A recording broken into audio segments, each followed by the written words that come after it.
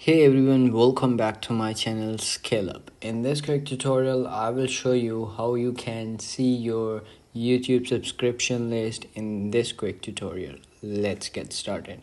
You have to do is open up your YouTube app, and once you open up your YouTube app, first you have to log in your account, and then you can see your subscription list. So as you can see over here at the bottom, you will see 5 options over here.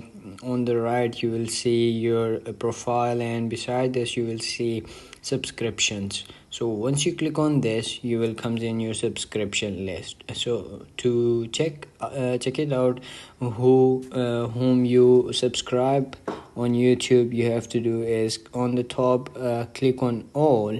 Once you click on all, you will see your subscription list, or whom you have subscribed on YouTube account. So you can see over here I have subscribed bunch of peoples over here, so you can simply see over here your subscription list as well on your phone. And that's it. That's how you can check it out. If you found this video helpful, don't forget to like my video, subscribe my channel Scale Up, and also drop me a comment for more tips and tricks videos. Thanks for watching. See you in the next video. Have a nice day. Bye bye.